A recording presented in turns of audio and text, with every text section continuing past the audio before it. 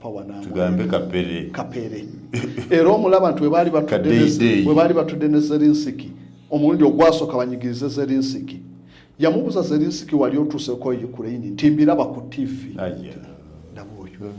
alinga abaana baffe wano kawala kafe wano akalaba ku TV alaba bya TV tayinako experience ekyo ne kidda wali kaakati ate wano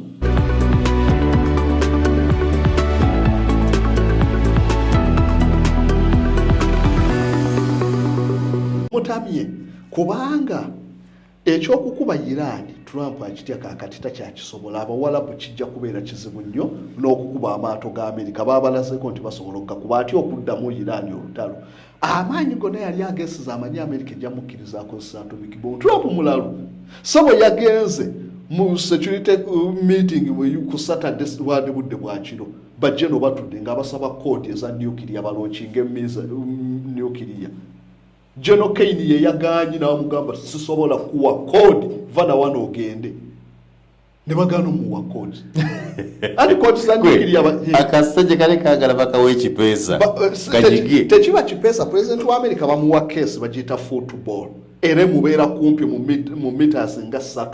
ere olaba akaserikala akajukuteko nakagumunga mpologoma katande ko lutupi bamuyita aid du camp president abera wali ko kabera wano ne case erimuka area akafulumye bwekani eyo kesi yesana sobo enchabo na kesi obate bu kesi eyo kesi sanya wezi ogambe meters 3 meters okuva president wabeera ena mubeera wali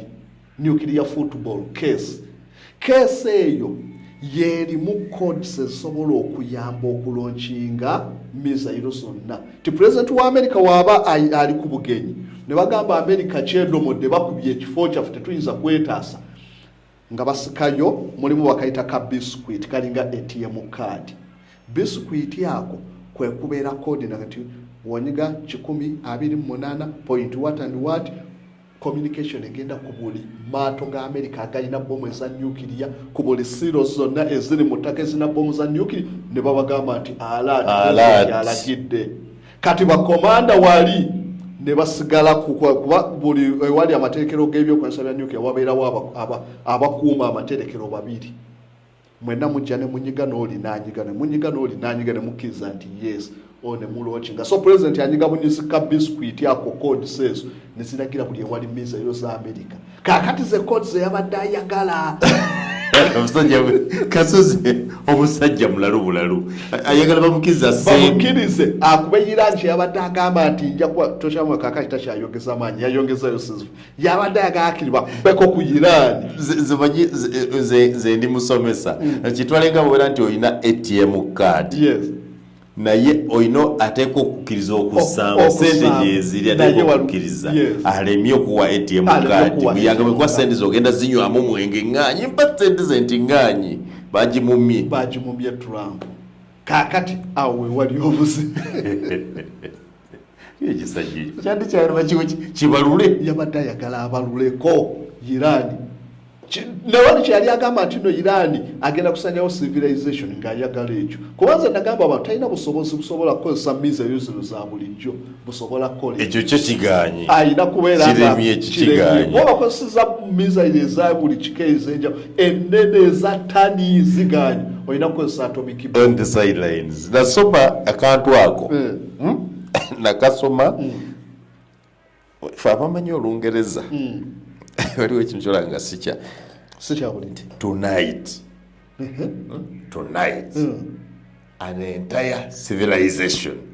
will be destroyed, be wiped out. An entire civilization. It's a statement. That statement remained and record. They were have them rutalo. First it was dangerous. An entire civilization. Buli kebali bakutte kokababe bantu kebya kulwa. Because when you talk about civilization, you involve people, your technology, your culture, your byonna bigenda kusaanawo oba library oba museum oba nyimba byonna obimaze kiki osobola okukozesa atomic bomb. So kakati eyo yeposi nabagamba tajja kisobola okujjako ng'akozesa atomic bomb Kaakati bo bano bajjana ababaddewo ku mirembe gy'abarigani ababaddewo ku ba Kennedy Cold War era ne balaba tempa nga zirinnye wakati wa Soviet Union naye abakulembeze ne beefuga ne batakozesa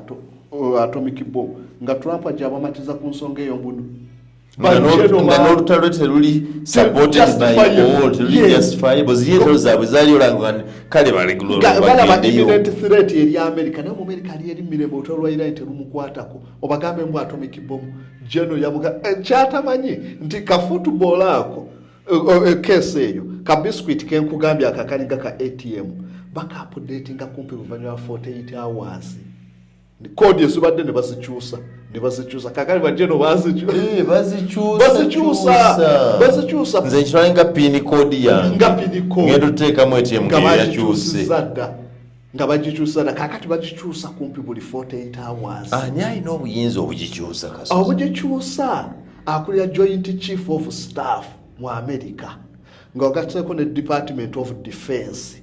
be balina okuapudetinganga ne wamala ne bawa president kakati kodi eri bweti ne bweti president yabeera nako era Reagan we bamutemula mu 81 bamusanga nga kali mu stokisi wano kabiskuiti ako akalinga ka ATM ngali nako bagenda okumujjamu president bamutwala bamupesa lyali muyinga Katonda afe n'okufa bamutwala bamujjemu engatto nga kali wali mu stokisi kama ne president wa America kati ye Jimmy Carter kabiskuiti yako yakateka mu koti nagenda akawa ugondi bagende boze koti omwana yeye yose koti yetamanyi yakasula kasasira okuva olwo America abakuumi abo ababeera ne kese ya football bakambwe asobola okuba president oluyaba abakuumi bakambwe bazibu babawa order olufuna obwa president gwe vice bakusomesezaawo nti eno code naye babawa instruction nti wogambye wooli weyina okuba basajja bakambwe abo so bavuga si kugenda tugeze nti Museveni alina kasero kodi esigadde entebe ate nno n'ekyentebe kive nako naye bagamba wooli weyina okuba naye wogambye weeri weyina okuba wogambye eri ku mmeeza tetwagala nti ate eri ku ddirisa twagala tugisange ku mmeeza abasajja bakambwe aba president wa America gwe vo mukuzanyira ku bulamu bw'ensi kabiskuiti yako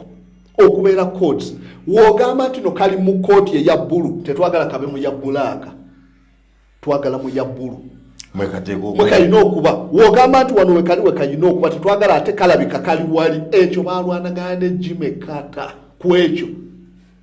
okatwalidde mu kooti bakatute bakozeza bakasondeka so barespecte ako ke kakontrolling oba ekyatunali emmere oba tetuuli kalinga bwera bwekwata ATM card nenjiwa mulango nokeziya tagimanyi agamba dadi paseriza ice cream yamanyi nti kano kayina ya ice cream gwetaga kakati kyekyo so akantu ako ke kakontrolling oba ekyatunali emmere oba tetuulye kati ate ne Russia nabo balina kesi yemu Putin naye agirina bajiyita kyageti naye era ye controlling ati America wonyiga ka gundi ako ka football codes era shababa woninga nti banyize byalulalat nga president ekuwedda chika 3 okubanga issue is a retaliatory strike dizo yanyize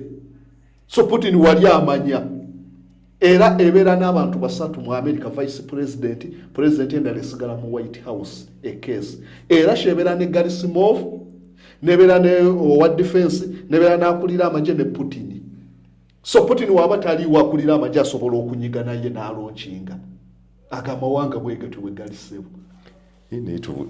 katika soke mpusi wano mu Uganda tuwanga bali mu kyalo tuli primitive site labanga bali mu labanga wolaba ebikoko byo biburoyira ebiri wali mu kayumba kula fo y'abasajja gye baliko bali Russia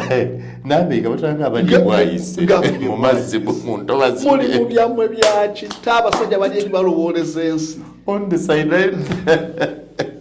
kasozi so Army Chief of Staff ajjawo obuyinza obugaana president kyamugambye nga president ye commander in chief naye okuduumira olutalo olwinvolvinga nuclear olina okutegeeza Department of Defense olina okutegeeza Joint Chief of Staff bajeno ne batuula ne balaba nsonga kyekkiriza okulookinga misayiro nti waliwo abatulumbaganye. So ekyo president ng'ogyeko football eyo eyinamu ka eri yako kekugambye ka communication. President olufuna threat nti oba misayiro ya Russia esituse mu altitude ya kilometers 10,000 baba warninga wali ali warning system. So president atunulira threat eriwo football etandikawo communication. Department of Defense, Joint Chief of Staff, bonnedda chikeyo ne Vice President bonna. Communication tandika. Waliwo threat bweti ne batuulirawo. Buli omu woli mu motoka oba oli mu toyi otuulirawo. Threat erietya. Ne bagamba aba mwasesinge mulabe ejja mu America. Bwebe ejja mu America eyinza kuba bifooki. President mulimu ne Manira. Mu football case eyo Manira ebeerako bifo byonna president wasobola kuddukira. Ne wabeera wano mu America nti ali bukoto bamulaga niya bayi banka kyeriwo president woyina okuddukira biri ku Manira wano mu case eyo ayita nabyo Manira. So wonna afuna president da wano nti kakati wano nti oli mu kirumu mu state ya Texas waliwo kifo mu nsozi z'egundi nga bamuddusa byonna biri mu football eyo. Then ne mubeera ne black book mwe mubeera awagundi amasimu simu yagundi amangu ago beetaagibwa byonna biri mu case eyo football. So kakati alina okukola in coordination nabali balina okukkiriza strike. Talina nnyo mukisa gukikola yekka. Ekyo nno kyajja kitya yali President Kennedy olwa Cuban Missile Crisis. Kennedy yayogeranga Trump ti am going to sink Cuba nti ngenda kuba Cuba yonna egweyo. Era yembeera yaliwo ey'obunkenke n'abaali mu Senate mu gundi House of ne basangula n'amaziga ne bakaaba nga bamanyi ensi egenda kuggwawo. Abalabudde ngenda kugisa amuntu si egenda kubbira. Kasita amaato ga Russia gagiyita mu blockade ne gagenda e Cuba ngenda kuba Cuba yonna esaanewo. Ne Nikita Khrushchev n'agamba w'okubira Cuba nange nkukuba. Ne bagamba tufudde obwana bwaffe buto nnyo. Ngate bana barasha buli dakika amaato gasembeera blockade bamalirivu okugiviolatinga. Kennedy n'abuuza bane tukole ddala tukube ebisajja tusooke tuleke biyinza okutya nga n'Amerika teyagala naye nga nabo batidde bali bawaga basembera bano bagaye musembera tuwa we mukuba muba mukubye Russia Soviet Union mbakuba n'Amerika egamba nkuba Cuba yonna na bwe mukuba missile zange ziri Cuba n'abaserikale ba Soviet Union bali Cuba muba mukubye Soviet Union naffe tubakuba. So kakati Kennedy atuuka n'ababuusa naye bannange kale missile weziri tuzirina naye singa wabeerawo embeera eyo president nkola ntya okulagira bakube nyuke kati nga sawo n'obeera wano nga eri wali ejjambiya wali ayina naye n'owabuusa kakati singa kale wabeera watulumi nina kwogera na wajjambiya nina kwogera nazitereka ani President agamba zinange ndi president simanyi kituufu kiki enkola singa ddala tuba tulumbiddwa mbalaba webatoolodde naye n'abalina ebyokwesa ffe webali naye kakati ninakubira musirikale wali ninakubira abalooki nga bo bebaani sibamanyi ne bagamba ne balyoka bakolawo framework eyo tuteekewo protocol following ba president singa aba yagadde tiayita ne gundi bali ne balagira retaliatory strike eye black ogise black football case ogambye akamasimu communication kuulizigana bano Department of Defense nogamba akabanka yekwesa akabanka wekali ako Manira kwe kuli buli banka akalagira olutalo atomic bomb kuba kano kabisu kuyitike kaliko codes and president watuka nti joint chief nga president yanyiga kutititi nga buli ewali submarine ewali amaato gonna missile zo nanga zibeera steady. Omwana ono akutte case ya football amanye ekirimu ajasomesa ne president buli president bamuwa abaana mukaaga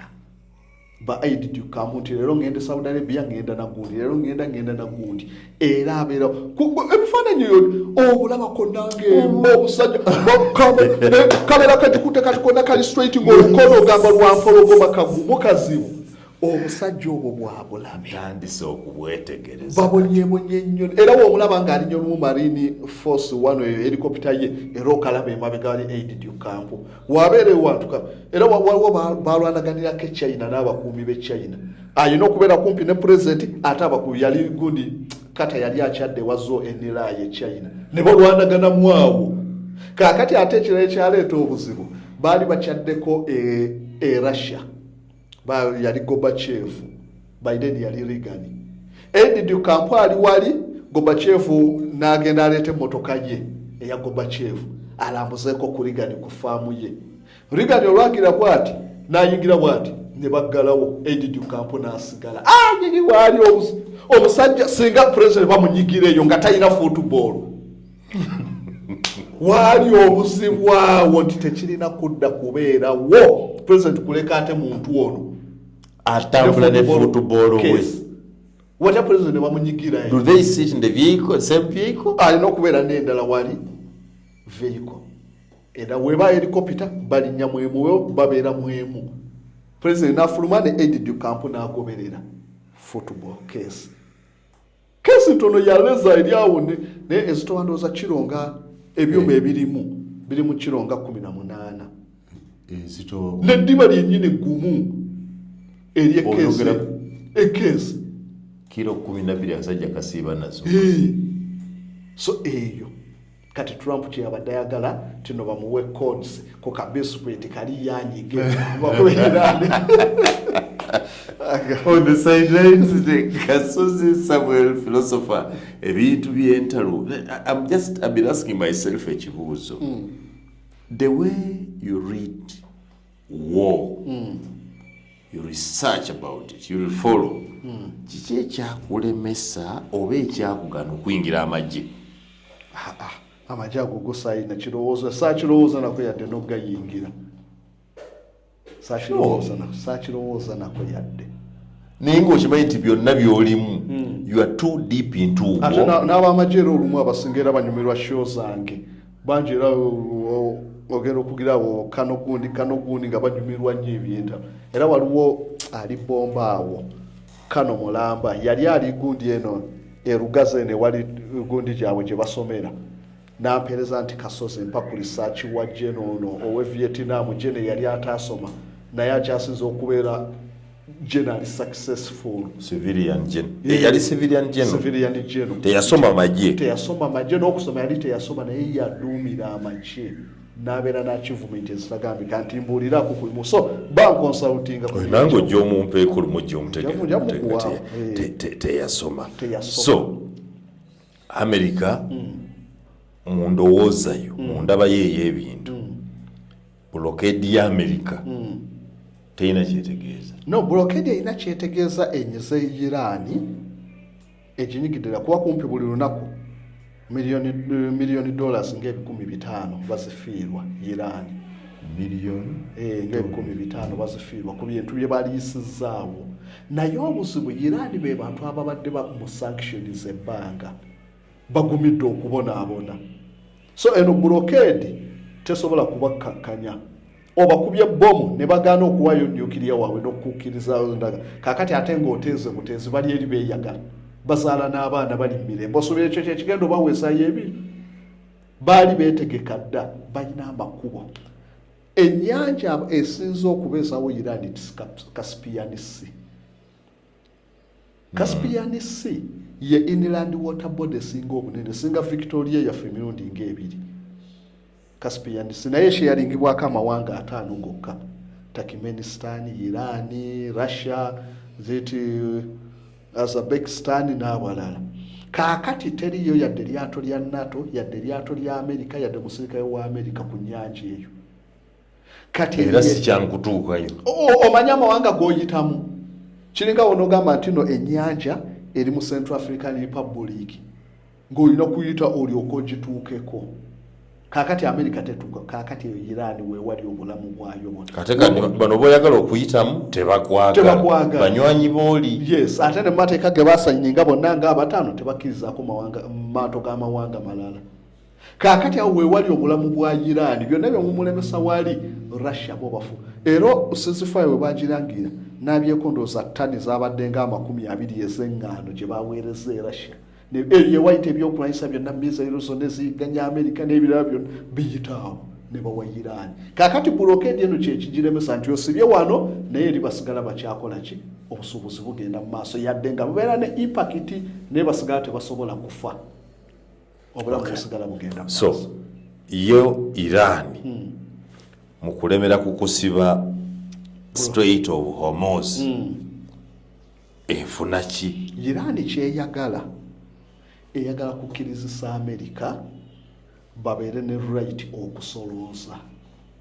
kuba baali batandise okusolooza amaato. Amerika bwe yaterawo blockade ekyateesawo blockade kuyingira mu byanfuna bya Iran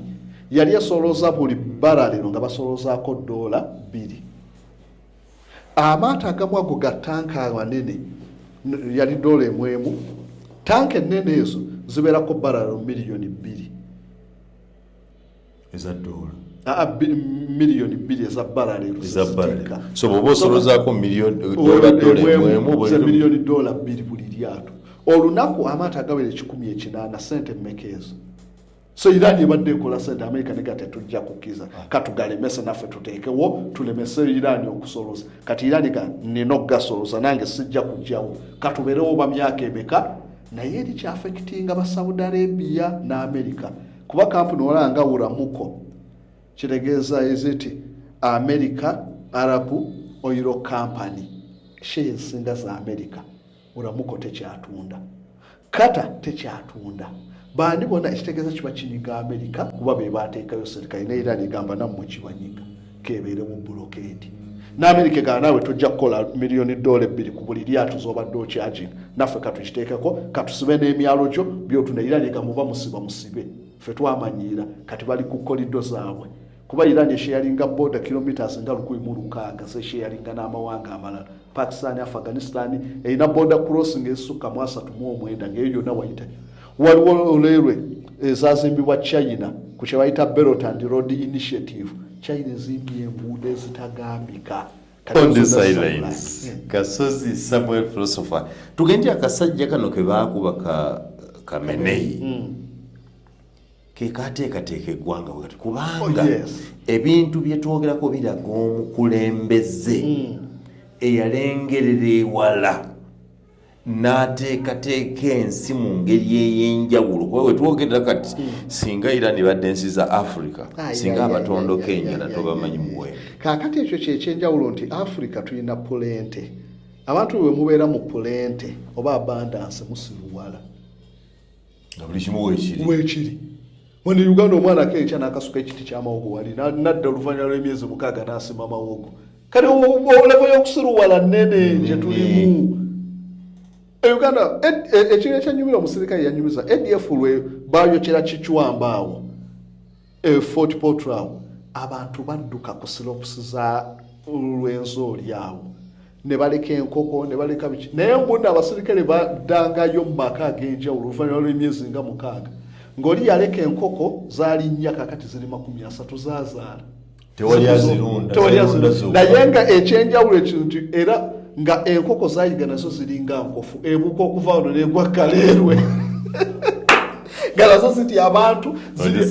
so kaakati pulente eyo yetwonoona okuyiiya ne kufa bali kye batalina. Iran amazzi balina kufuna ga rivers Euphrates Tigris ge balina okufuna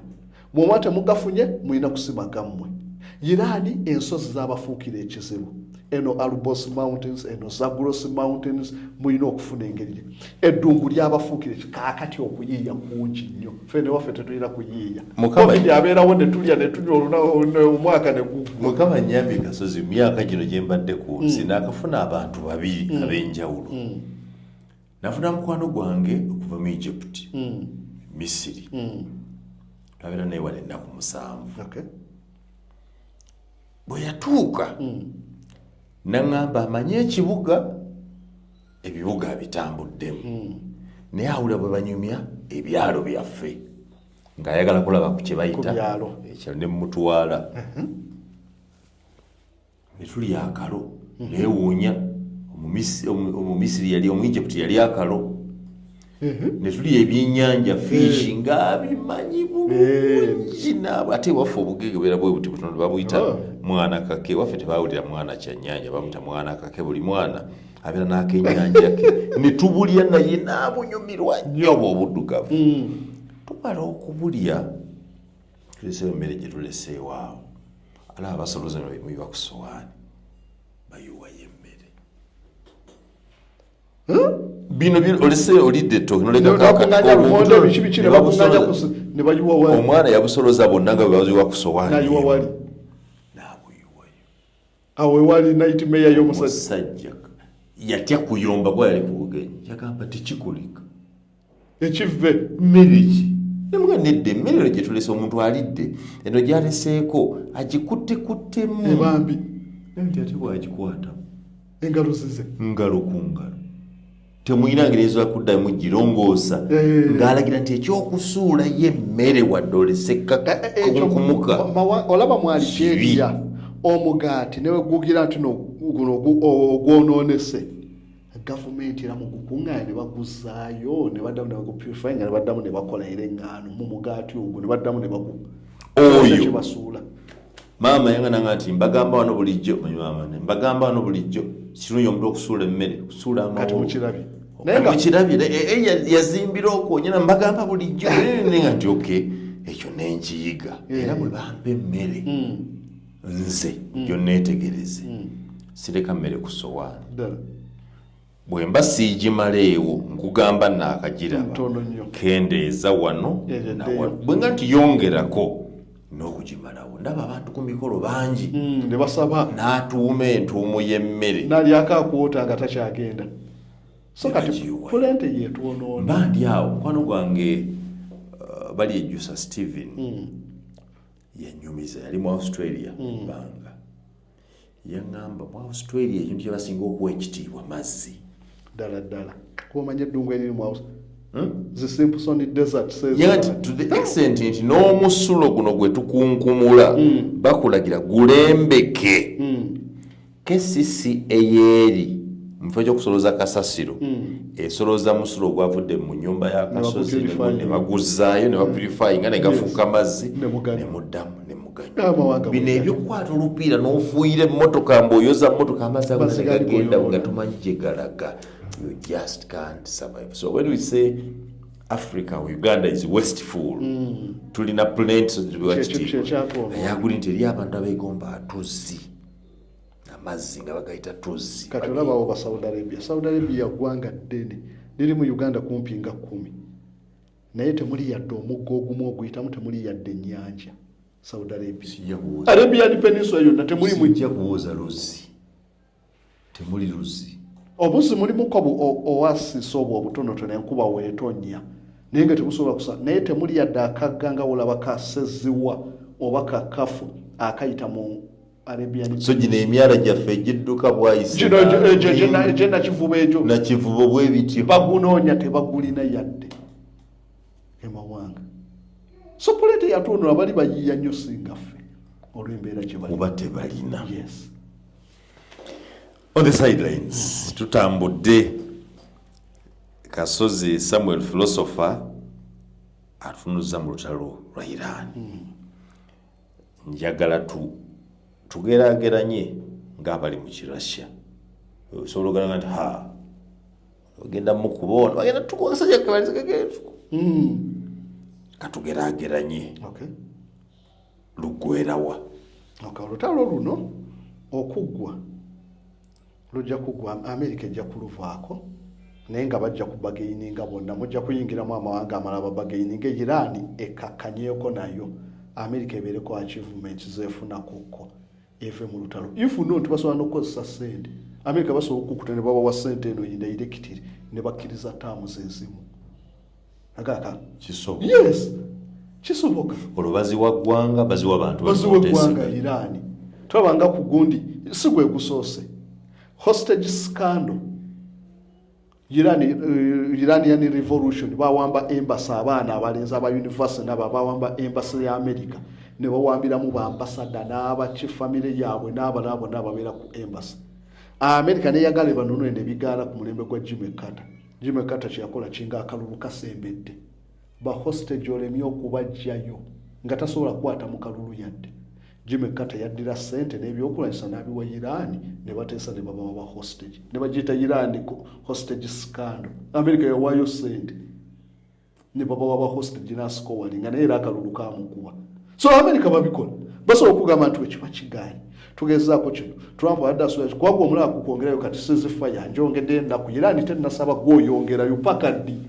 Kyewali agadde okole bajje no baaganye bajja kuwa atomic bomb. Wogamba okuluddamu kiba disastrous. Kale basobola okukwata ssente baga nti mulinayo biliyoni mmeka eno ze twakwata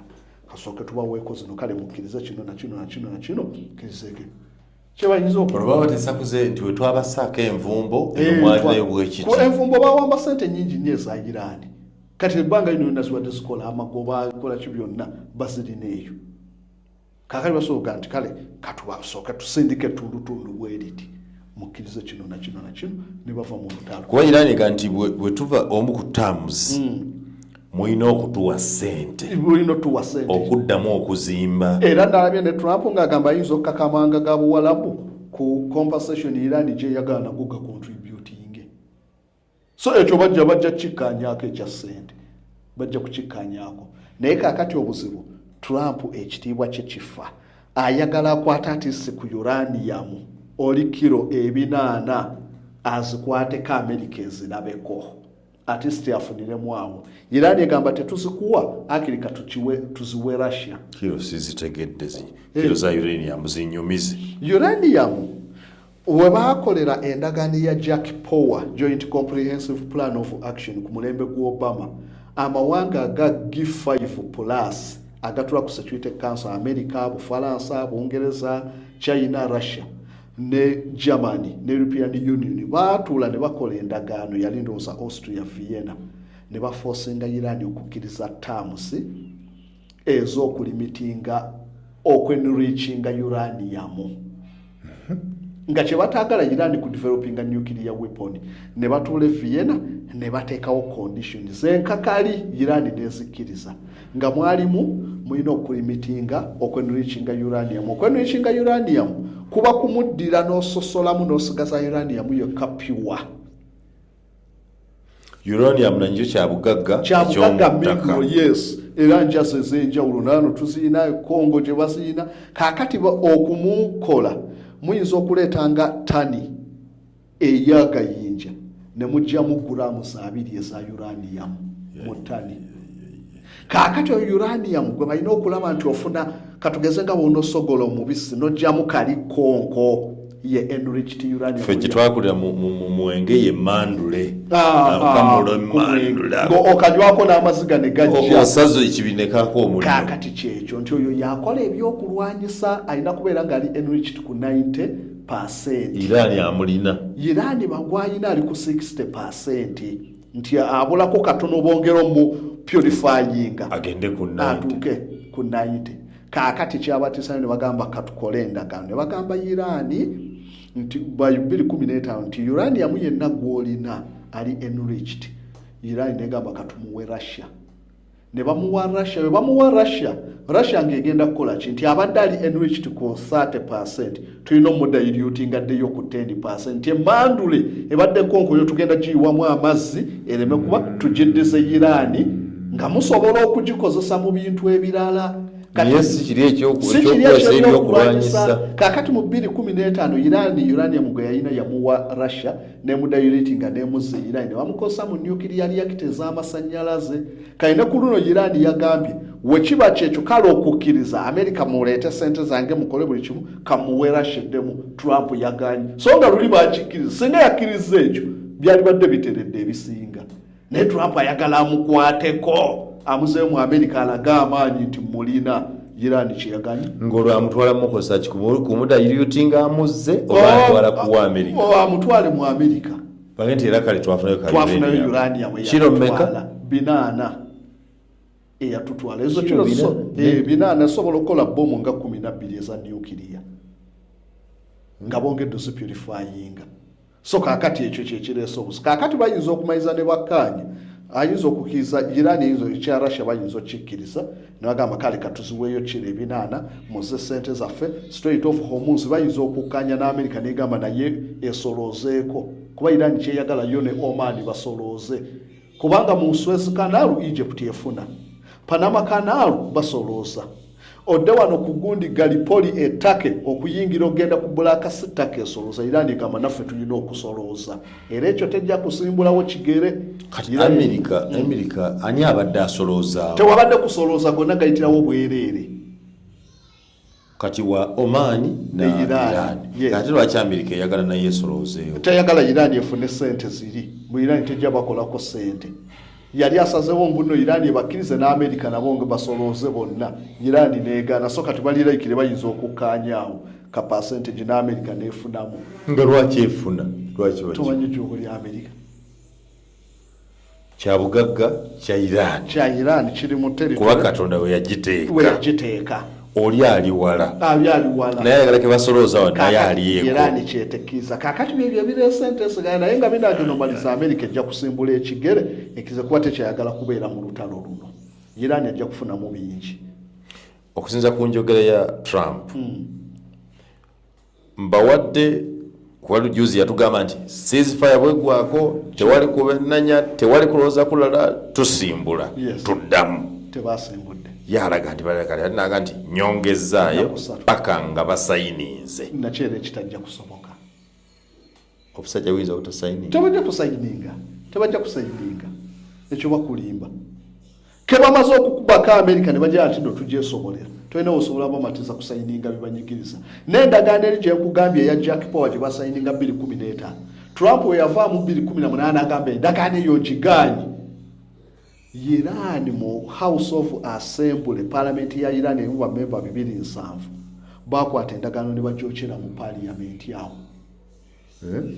Endagaano ennamba ne bagikumako omuliro mu Parliament nga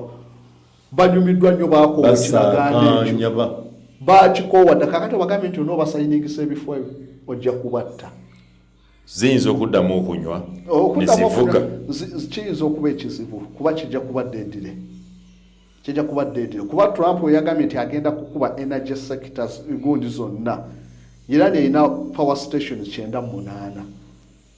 ezigiwa amasanyalaze 98. Mulimu eza nuclear, mulimu eza gas, natural gas zeziwa Iran amasanyalaze. America negamba agenda zikuba. Iran negamba we muzikubira buli mu Middle East zonna power station tugenda zikuba. Tugenda kuba desalination plant n'okuba desalination plant ya Saudi Arabia tujja kulaba neeno nga badduka embiro okujja e Uganda. Nagambye tebalina mazzi Saudi Arabia. Kati ocean bateekawo plant desalination yabenge essundiro ly'amazzi baddira amazzi ne basengejjamu omunnyo ne gafuuka pure omuntu afune kukyanywa. Kati Iran agamba we mukubira ku byange nkuba desalination plant ez'omu Israeli ezeewa zonna n'okubako 3 tujja kulaba abantu mu Middle East abamu nga baddukidde e Uganda. Tebalina mazzi. Kakati ebyo byonna babibala. Trump agamba bwengira abawalabu bano bagenda kuliyakitinga batya nga nzizeemu olusiikuula. Yagambye nti ekirala pipeline tusibye Strait of Hormuz tubadde tusibye 20% amasanyalaze kuno njagala 32% gonna tugasa. Ngenda kukuba gye bayita gundi West East pipeline ya Saudi Arabia etwala ku Red Sea kuba kakati bagireka Saudi Arabia ekyatunda amafuta gayita mu pipeline mpaka ku Red Sea. Iran yagamba eyo nja gikuba. Ngenda kukuba neya UAE etwale Fajira ku Gulf of Oman nayo ngenda gikuba n'endala zonna amasanyalaze. Nete tiisa ebisobola. Ate olaba Yemen ye yakubako ku pipeline ya Saudi Arabia 2019 ng'ekozesa drone abahusi naye ate Iran bagikuba nemala emwezi nga tekola. So kakati bwe buzibu obuli mu lutalo olwo ekibalo kinene nnyo. Tugambe nti mu bumpimpi bonna olutalo lubakeese naye Iran yeerufunamu werusigala ekweribareetinga. America terufunamu abantu bayo tebafunamu nnyo ate damage nene kuba alayibe naddala abawalabu ate nga yo tekosebwa kinyiga bana Iran yakuba banywanyi be bonna bubi nnyo. Iran eringa nti eyagala ekikolero mu kigwe koma okuntiisatiisanga nja kukuba mmanye wookoma. Yes, efune eddembe lyayo ekyo kyeriko. Lwaki amawanga amala gakyasirise? Bungereza yagaana okuvaayo eyogeza kirimi. Bufalansa nayo nga tetereera bulungi. Lwaki amawanga amalala agatera okuddukira Amerika ng'olukubendu lwalala bonna badduka mbiro? Lwaki ku luno basikatiddemu? Okusookera ddala okuva 1945 bwe baateekawo UN, entalo tezikyalinga ziri eza First World War nti mala galumba gw'oyagadde. Olina okulumba agayita gafula, tokyalumba gafula, byakoma. Second World War nga tennatandika, Japan nga yakera bukezi n'alumba Manchuria n'akuba China. N'agijjako ettundutundu eryagala okwenkana Uganda ne Burundi ne Rwanda erya Manchuria. N'agamba eryo kakati si kitundu kya China era ngituumye Republic of Manchukuo, nsi eri independent. Japan n'eteekayo ensi eri independent China. Mussolini ng'alumba bulumbi Abyasini Ethiopia. N'abakuba n'atwala. Teweetaaga muntu yenna kugamba nti lwaki walumbi. So Second World War we yaggwa ne bagamba tukooye entalo za buli muntu okumala galumba. Kumala gawakula ntalo. Entalo zonna ne bateekawo war crimes, war of aggression, musango okumala galumba ggwanga. Era ne bamala ne bateekamu articles eziraga ddi olutalo lwe luyinza okubeerawo ne bawa ne justification. Kiki ekijustifying so olutalo nti luno lutuufu, yabadde mutuufu alwane. Ensonga esooka singa oli oba mu self defense banumbye awo oli mutuufu okulwana n'olwaniko. Ekirala imminent threat, awo ne batwala empaka ezaali wali okudefininga imminent threat kyeki nti waliwo obulabe obweyolefu nga ddala bulabika omusajja akunga amagye, omusajja ku booda, omusajja nti waliwo obulabe tebukyalimu kubuusabuusa bateekateeka bwonna bulaga awo osobola okulumba. So ebyo bye bijustifyingisa olutalo obanga gavumenti gye mulumba ekoze ebivve ebigenze ewala ebirabikako ngaye balumba Yugoslavia. Ti Yugoslavia waliyo gye bayita Srebrenica massacre. Eri massacre yasukka batta abasiraamu Ababosnia Abasunni. UN yagenda neteekawo enclave ekifo nti UN yekikuuma bonna abadduka eri okubayigganya abasiraamu bakiyita protokali mujje wano nga bananga nti mwenna abasiraamu bwe bayigganya mu bitundu ebya Uganda mwenna mujje wano ku Ndere troops. UN ebakuume ne baddukirawo emitwalo nga 6. UN yakeera nkya negamba ke batandise naffe tukubako UN egenze ne balekaawo bonna. Batte ekiyitibwa Ababosnia abasiraamu. Slobodan Milosevic yalina general bali bamuyita Radik Mladic, so naye bamutwala bamu ISIS ne Karadzic baduumira abatirale ababatemu obutemi ne batta abasiraamu ne babaziika nga mu massive grave ne banywerako n'omwenge. Kati ekyo ne kiwaliriza UN okudikiranya US nerumba Bosnia. So ekyo kikizwa nti bali bakola ebikolwa ebitakkirizika ate nga birabikako n'obujulizi weebuli. Ebyo byonna bijustifyingisa ki olutalo. Kati US entalo zonna zebadde erwananga nga waliwo justification nti Afghanistan balumbye World Trade Center under UN self defense okkirizibwa. America negenda kinnyonnyolekeka kitegeerekeka era amawanga gonna ne gabulya bambi America bagikuba World Trade Center mutuufu mugende ne bateekawo war against terror. Bush n'alumbira okwa amawanga ng'ensi yonna ekkiriza nti mutuufu ba terrorist Bin Laden babulabe bonna nga bajja kuwagira. Nkiraba bulungi. Then ne tujja nga tweyongera entalo endaazi zeerwana era nga zonna ziri against terror. Afghanistan gundi nga bakkiriza, Yugoslavia bakkiriza. Kaakati wekituuse ku luno olwa Iran abantu batandise okukola nti America nedda mwatulimba ku Saddam mu weapons of mass destruction teri kye mwajjayo. Kaakati muvudde awo mugenze Venezuela nti nti meddula akukusa ebiragalalagala nga ddala teri biragalalagala era gavumenti tebiriimu olumaze muli ku mafuta ensi eraba nti kati amawanga ga European Union ago gasinga we gafiiramu n'amala n'agamba njagala Greenland ajagala lwa rare earth minerals eziri mu Greenland n'amala n'agamba nti ate ne Nigeria waliyo ekitta bakulistaayo mbalaba nga naye kimwagazi ayiya bintu bimutwalayo mbiraba ayiya bimutwalayo kati bonna bamulaba nti omusajja ono ali mu kucanga ayagala kulumba mawanga ensi neebuuka kaakati kyokola nti bano ba Spain bonna baaganye ne tudde Gaza Isirayiri neerumba nga justification nti baalumba mu October Isirayiri naye ne babagamba kye baalumba bantu ate abalumba ba Hamas si Gaza yonna lwaki muapulayinga collective punishment lwaki punishment mugiwa n'abantu ababulijjo n'abaana abato basalumanya yes mugende nga munoonyamu tusobola okunoonyamu aba Hamas bokka nekitwala emyaka naye nga musunsulamu ba Hamas Isirayiri yagaana ekubye Gaza negisa ku ttaka ensi weetandikidde okugaa nti leero kiri Gaza kisobola okuddayo mu kaakati laba bwe kyazeewayira ne bagamba nedda tetujja kukkiriza. Katumalirize n'ekibuuzo kino. Bwe nali nsoma world history bangamba nti America erina reserves etterekero erya gold ery'amafuta n'ebintu era ebitwala obulamu bw'omuntu ebitwala eggwanga mu maaso nti ne bwemala emyaka 5 nga tefuna walala teyongerako ebaawo ebintu ebyo bituufu balimba ekisooka ku gold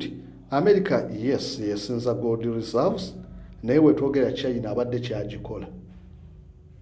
ebyo ebimu ku talo wakati wa America ne China abadde agula gold ekigenze ewala ekyasinza okweraliikiza ennyo America nti nno mu mwezi badde bagula ttani za gold 11 mu mwezi kyokka nga mu bitabo okusinza ku CIA n'abalala babadde balina nti buli mwezi bagula ttani 1.5 naye nga mu reality bagula n'ezisingirawo ddala kino kyasusse ku America ng'ate gold basinga mugula mu mawanga eno gye bagoba ba Bufalansa kuba Bufalansa ina gold reserves namba 2 mu nsi yonna ne Bufalansa terina yadde ekirombe ekimu ekya gold gwe genda okuwerisa kyonoonye ekirombe kya gold e Bufalansa babujja mu West Africa era mu Ssematalo owookubiri baatika amaato n'amaato ga gold nga bagaleeta mu Algeria nga nti Adolf Hitler awambye Bufalansa baddusa gold paka mu Algeria nava mu Algeria ne bamutwala mu America kaakati obutakanya bwasseewo bamutise ne bamujja mu America ne bamuzaayo Bufalansa bayina gold reserve namba 3 naye nga tebalina yadde ekirombe kya gold bamujja mu Africa eno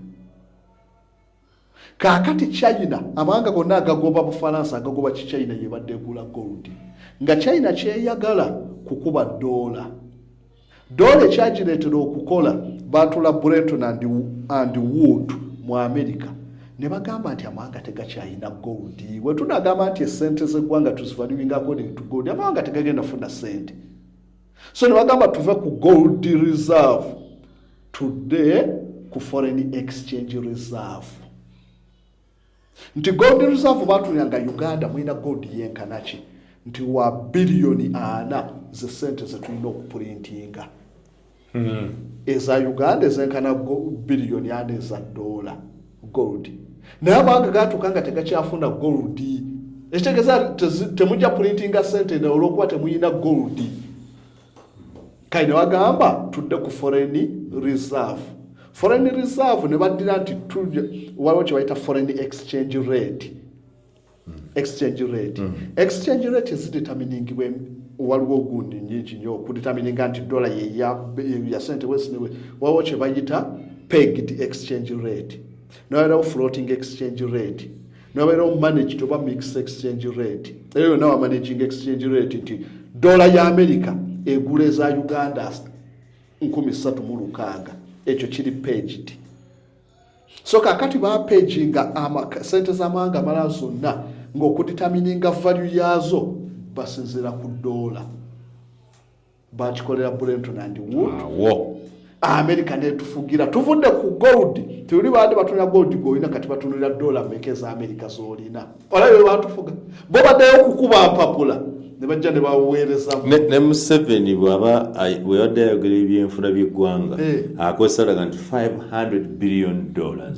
the $500 billion economy tubalira omwo so kakati muza Uganda tuyinza nti tusobola kuzoogera dola yeeretedde America okuba ekitagambwako okuteekako sanction bagana kuwa dola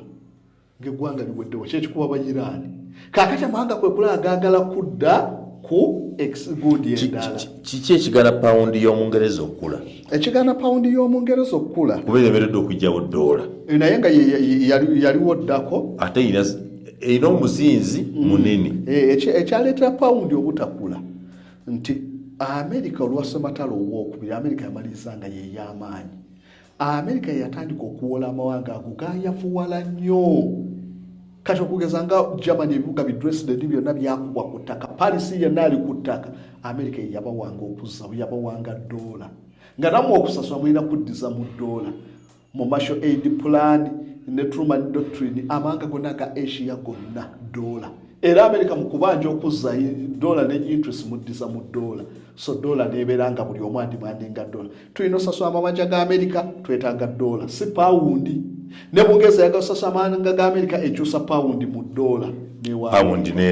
pawundi netuula kati ate America mu 1973 ne basayininga endagaano ne Saudi Arabia King Fahad knows nga amafuta gonna galina okugulibwa Saudi Arabia galina okugulibwa mu dola ekitegeeza oba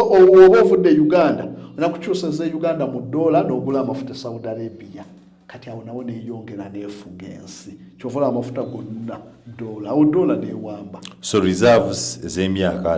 5 yes reserves ez'emyaka 5 ati reserves abantu teboogedde ku reserves waliwo foreign exchange reserves zirya waliwo reserves ez'amafuta waliwo so kakati simanyi reserves kizeboogera amafuta ge bayina kakati oil reserves nayo za mirundi ebiri waliwo reserves ge bagula obuguzi agawedde ne bagatereka mu gapipa gaabwe kati nga balinayo gye bayita teapot reserve bazimba agapipa galinga teapot ganene mu America omwe bateeka amafuta gaabwe bagagula ne bagateeka omwo ezo reserve nebeerawo ne reserve ez'amafuta agatannasimiwa naye ndowooza boogera ku masime reserve America zeeyina abantu babyogeranga luli nga population tennawera n'emmotoka tezinnawera kati essaawa eno America okusimbula ennyonyi emu nga B-52 bombers amafuta geekozesa okusimbula ekizungiriza ekimu kati nga Artemis kye baatutte amafuta ge bakozesa mangi yadde tebikozesa gana agaffe so kakati emmotoka nyingi tanka nyingi entala America zerimu nyingi obwetaavu bw'amafuta bunene tebukyasobola kubatwala ebyo bye balowooza nga mbunna emyaka nedda amafuta ge gadetermininga ani ow'amaanyi ge gasuula Japan mu ssematalo owokubiri Japan ng'eyina tanka muyinza okubeera ne tanka 30 nga mujja tambuzaako 10 temuyina mafuta kati amawanga ne gamanya tulina buli omu okubeera ne kyekireetedde amafuta okuba nti amawanga gonna galina amafuta bagalumbagana kyoba kimuyita oil cars nti amafuta geetaagisa so America balina reserve naye China n'otunuulira lwendijja okusomesaako ku reserve ze bazimbye basobodde amafuta kumpi decades namba nga naye tebannajjuza reserve China ze balina bazizimba oyinza okugatta Wakiso Mpigi ne Butambala n'oteeka na kifo kirimu baziteeka reserve zaabwe byebimu ku bikaza America negamba katubajjeko Venezuela katubajjeko Iran China esitookinza amafuta mangi yeetegekera kukuba dola ya America ne Iran gonna amafuta yaganya okugagula mu ssente zaayo eza Iran eyagala mu yuan naye basindika mu yuan ya China bonna baagala kukuba dola bakimanyi nti kyekibadde kikubya America sanctions zonna dola buli kimu kyonna America etufuga lwa dola kati yekaweefubaaliwo kati n'America erwana kutaasa dola yaayo victory ki oba kitiibwa ki Trump kyayinza okufuluma nakyo mu lutalo luno ekitiibwa kisigala mu byaffe nti kale yalumba mugafula naye kino ekitiibwa yafunako ekyasooka ekyokutta Khamenei ekyo ekitiibwa kinaasigala mu byafaayo ekijasigala mu byafaayo yamulumba olunaku olusooka mu ggwanga n'amuttirawo eyali achievement then ekirala kyayinza okugambako nti yes twakuba nuclear plant za Iran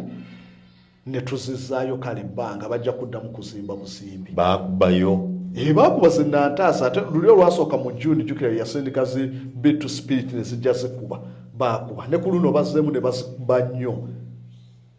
kuba facility kiba kifo kinene nnyo semayo ebiyumba facility ne bazikuba n'ebirala byonna eyo naye achievement asobola okugikosa era abasinga baali bagamba yalikozesezza eyo n'ava mu lutalo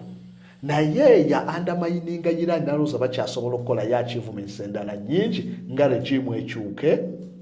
bafosinga Iran eweeyo uranium atawafuukire eddala ow'ekitalo Iran ayina nuclear tanaba naye nga possibility y'okumufuna tesobola nabatwalira nnaku 2 okukola bomu ya nuclear so tebalina atomic bomb oba bagikwese kisoboka possibility ogikweka kuba buli kyonna ekyetaagisa bakirina wabula kye bagamba ekyalinga kibalemesa Khamenei ye yali yagaana mu 2 yayisa kye bayita fatwa a declaration from supreme leader naga tetugenda kukola weapons of mass destruction babadde bakyagoberera ekyo kyokka naye ke yafudde ebikola bomu babirina buli kimu bascientists babalina missile esobola okutuusa bomu gye bajagala ya nuclear basirina amafuta agakola plan zonna layout oba gundi map ekola atomic byonna babimanyi buli kimu bakimanyi babirina Iran ebala kiku suniya ebala kiku bwe bavaayo anti tufunyeemu ki ate Iran kyebafunyeemu kinene ddala ti okusookera ddala bajjeewo invisibility ya America ne Isirairi Isirairi linga egamba bugambi egenda okukulumba America ereeta lyato limu bweriti empale ne zikankana ziti kati bakulaze nti n'amaato ga America bagakuba tewali gwanga lyali likigezezaako tino tusobola okugegezaamu bakubye ebituli mu defense system za America era kakati Russia ekuba bulatti abantu abagamba nga Russia otolo Ukraine lugiremye ennafu kakati tebakyasobola kukyogera kuba America Iran kyegikoze kikabuka defense system za America zabadde bagamba ez'omulembe nga abantu bamanyi Iron Dome ya Israel muteri na miza esobola kuba Israel bakikubye okukamala kati ejewe ekitiibwa kyabwe kyonna ebambudde so kakati yako eyo denje singa nti bambudde America ekyo Iran ekikoze ekirala Iran eraze nti nno ejje lyayo je kugu era libadde tested ku ddwaniro si mu siyole bwe tubadde nga tubala abasinga okuba ab'amaanyi nga batulaga mu global fire power nga bakulaga America yesinga kuddako Russia kuddako China kuddako India kuddako UK ne kuddako aba South Korea ba Pakistan bani naye nga kubonna teri yali afunye embavu nti sobola olwana na America ne Israel Iran yetulazeeko nti bonna nwana na sobola okulwana so webeera mu nsiko wali akasoke bayita Hanebaja kali akasolo mu nsiko ke kajja wolikodi Hanebaja kasobola okubwa akaana k'empologoma kasobola okugoba ku kasobola okugoba engo ku mmere naye nga lusolo olutono bweruti lulwana n'empologoma 3 ne ziruvaako kasulucha empologoma king of the jungle Hanebaja lusolo olutono lulya oluna lutambula lukunkuna luti lumpi naye enge enkulu olukalengera bwe kati ereka buli simuleke rugende obuto obutamanyi bwe bwepankirako kye bakola buli waliwo wekalwanako n'engo 3 buli emu ng'ebuuka obuusa egweri zonna ne zidduka ne zimuleeka Hanebaja kali akasolo tekatya kalumba enjuki ne kali omubisi enjuki zonna ne zidda kuli ne ziruma kayina eddiba gumu Katonda yakakola ng'eddiba kiri thick okuluma okawulize olwawo kati empologoma ekaluma obulago ne kakyuka kobe kakuluma amannyo gasala obulirawo obulumi era kakati ako Iran bwerasa Hanebaja kalwana n'empologoma 3 zonna ne ziruleka ne rugenda kati Iran bwerasaawo erwanye ne Israel erwanye ne US Russia takikolangako North Korea tagezanga nako China tagezangako yo negamba oba mujja ekubye so kakati okusinzira kuba kugumu byentalo bakitadde ku mutendera ogusooka waggulu nti mu magye amalwanyi Iran kumpi na philosopher nga tumaliriza ey'olwaleero mba mutuufu nga nti luwedde olutalo oyinza okubeera omutuufu naye ebyentalo bizibu nnyo ti mistake yemu esobola ate okuluzaamu waliwo possibility y'okuddamu possibility esobola okubeerawo nti mu kwesonsasonsa bino ne bagira amaato ga Iran ne bagawamba Iran esobola okugira nekubayo eryato limu erya America ne luddamu naye possibility y'okuddamu yo ntono nga bwenkulaze nti no effect ebeera nnene nti America weba yakuluddamu ejja kwagala lulwanire ku mazzi n'amaato gaayo geereesa amangi ago nga naye terwanidde mu Saudi Arabia bakata kuba tebakyayagala bakoye base za America bazisudde nti liability Iran ekyayina embavu ez'okusingawo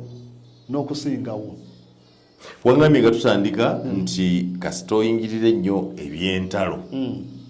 tolina bwewala byabufuzi olutalo luno ye Trump agenda emikisa gye gy'obwa president kiwedde yalina kukola kisanja kino naye waliwo vice president we JD Vance kwadde balooza nti oba oli awo yanaaba Republican candidate yaddako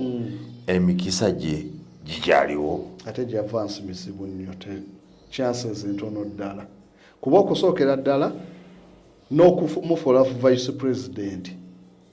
Trump bamuvumirira nnyo yalondayo underdog omuntu atalina yadde experience mu corridors of power tugambe kapere era omulaba nti we baali batudde ne Zelensky omulundi ogwasooka banyigirize Zelensky yamubuuza Zelensky wali otuuseko Ukraine nti mbiraba ku TV alinga abaana baffe wano kawala kafe wano akalaba ku TV talinako experience ekyo nekidda wali kaakati ate wano nga Iran weri mu kumuswaza tugenda Pakistan Islamabad tuteese Iran negando linya n'atalinyayo kaakati azaatomera mu bingi bajja bimulangira nerulibaddi nga olaba ne Hillary Clinton wamulangira ensobi ezagenda obi ku mulembe gwani we yabeera Secretary of State bamugamba wali responsible ne Biden era babimulangira kuba Biden yali gundi wa Obama yali vice president naye Biden naye ekyamuyamba nti Obama yalina achievements nekimuyisaawo naye nga yali tasaanidde naye yajjanga n'agamba nti buli policy ezaakolebwanga ku Obama ze nasembangayo mu ruumu tegeeza ya sembanga ye kirifa yino so achievements zonna ze baatuukangako nayinamu omukono olw'okuba oli yali successful kati Vance yali muwadde success yali badde Trump ogenda kubagamba kintu buli Trump kye yakolanga nayinamu omukono achievement kize mufunye eziri awo so tasobola kuvuganya ku basajja nga Republican emuli ate kino Democrats ekyo yakigenda kukostinga nnyo Republican deep ya dengulu Democrats ukwerinda ne mu midterm election ja kulaba bagenda kuluzinga majority mu Senate ne mu House Republican bajja kuluzinga kuba abaana bali eri ba senator ngabo baliwo obubezi buli akagendo bubi badda ku byale ne balyoka amatiza abantu nti musajja mwe mulabi gasoline amafuta mugagula ga bei lwaki police embi musajja wammwe kaakate fewe tunaali nnyayo tugenda kuzza esente mu nsawo yammwe on the sidelines olwaliro jagala tukimalire wano tugobere ku mukutu gwaffe gwa SML News UK naye ne ku mukutu gwa Kasozi Samuel philosopher information eno ogifuna wonna kubanga twakkaanya tukolera wamu laba eno laba eri byonna oba obigoberera bulungi ku mukutu ogwo bw'oba tonnamanya Kasozi ayina YouTube channel bagita Kasozi Samuel philosopher oli ku SML News UK wonna w'obisanga tebiriiko monopole kyetwagala obiwulire obitegeere bwetyo bwe tumaliza olwaliro ze Simon Muyanga Lutaya asante.